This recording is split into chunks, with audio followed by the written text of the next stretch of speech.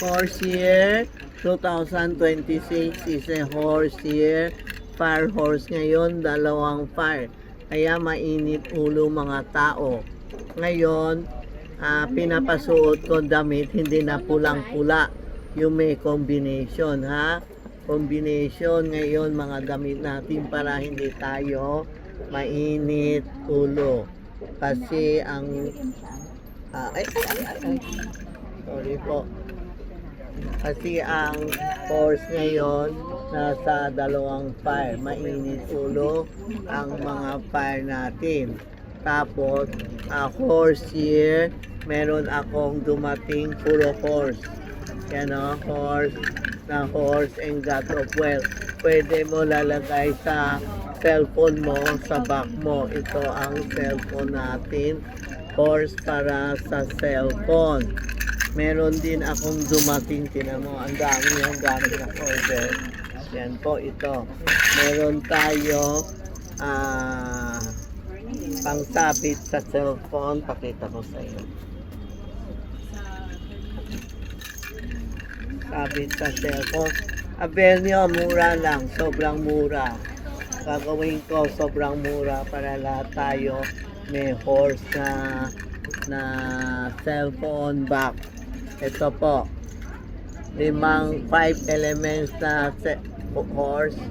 Lalagay natin dito. Pwede sa cellphone, pwede sa back, pwede sa sosi.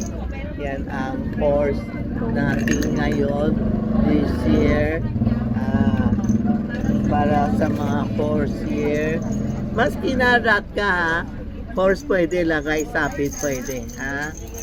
Isa sign na horse year ngayon ha. Ito, ayan o, ang dami, ang ganda. Ang ganda. Dalawang klase na horse. 5 element horse and 5 element malaki na gold na horse po. No? Sabit natin para swertehin tayo. Tanong mo, gusto sila bumili ng horse. Ito ang horse. Yan. Okay. Dumating na ang horse ko. Yan. Ring, ring, ring. Sa back and sa cellphone. No? Marami nagtatanong, bakit dalawang fire ngayon?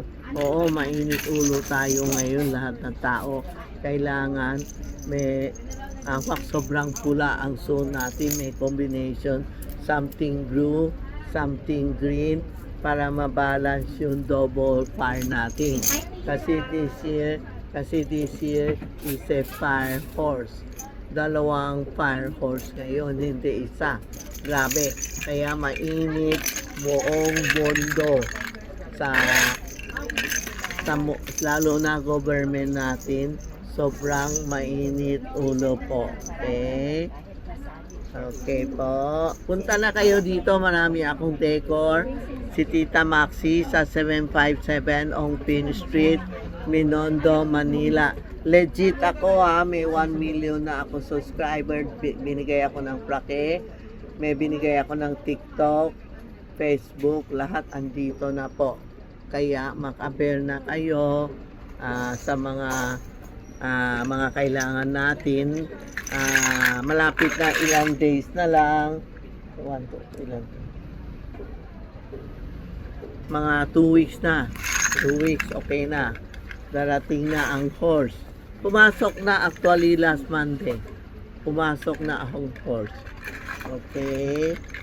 Ayan na. Thank you ha. Legit si Tita Maxi ha. Hindi tayo nagloloko sa customer.